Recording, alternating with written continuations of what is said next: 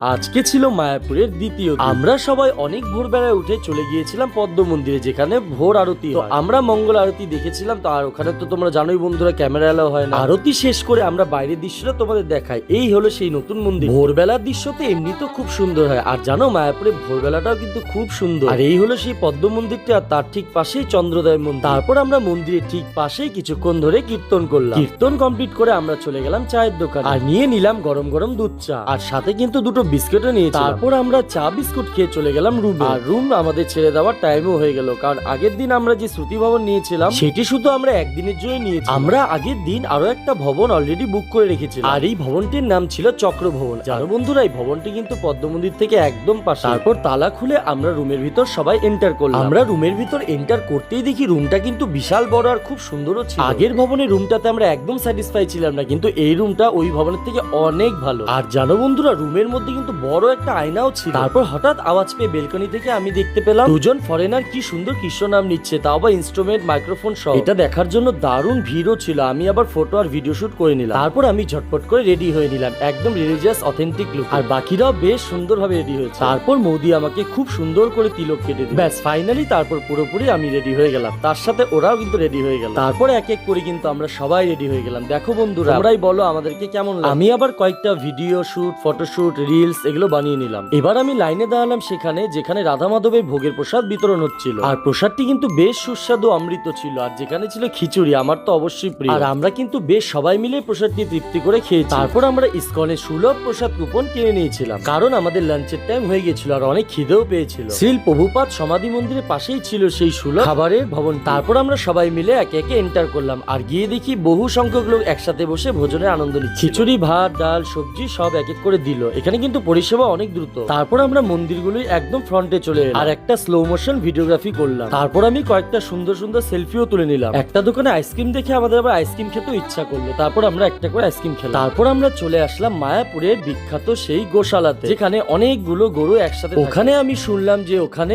350 থেকে প্রায় 400টার মতো গোমাতারা এখানে একসাথে বাস করে। আর এই গরুটি দেখে কিন্তু আমি একেবারেই চমকে গিয়েছিলাম, অনেক বড় তার সিংহ। আর এই কালো গরুটি কিন্তু আমার অনেক প্রিয় ছিল, আর এত সুন্দর আদর খাচ্ছিল, আর দেখে মনে হচ্ছিল যে আমি অনেক বছর ধরে গরুটাকে পুষি। আর এই গরুটা আমার দেখে মনে হলো যে অনেক বয়স হয়ে গেছে, আর শিংগুলো কিন্তু অনেক বড়। আর এই মিষ্টির দোকানটি কিন্তু গোশালার মধ্যেই ছিল, আর এখানে যত মিল্ক প্রোডাক্ট ছিল সব কিন্তু গোশালার গোমাতাদের একেবারে খাঁটি দুধ দিয়ে তৈরি। আমরা অর্ডার করে নিয়েছিলাম লাড্ডু। তারপর আমরা একে একে সবাই লাড্ডুটা টেস্ট করলাম, আর লাড্ডুতে কিন্তু প্রচুর পরিমাণে ঘি ছিল। ওখানে দেখতে পেলাম সব গাছগুলোতে স্ক্যানার লাগানো ছিল। তারপর আমি স্ক্যান করে দেখলাম যে সেই গাছগুলোর ব্যাপারে ওখানে ডিটেলসে গুগলে দেওয়া ছিল। তারপর আমাদের চোখে পড়লো একটা ডাবের দোকান। আমরা ওখানে ডাবের জল নিয়ে নিলাম। মোটামুটি আমরা 3 জন নিয়েছিলাম। দারুণ লাগলো। আর জানো বন্ধুরা, আমি অনেকদিন পর ডাবের জল খেলাম। তারপর রাতের ডিনারটি আমরা গদা ভবনে কমপ্লিট করলাম। আজকের মতো ভিডিওটি আমি এখানেই শেষ করলাম। আবার দেখা হচ্ছে তোমাদের সাথে মায়াপুরে ডে 3 সাথে নবদ্বীপের নতুন ভিডিও নিয়ে।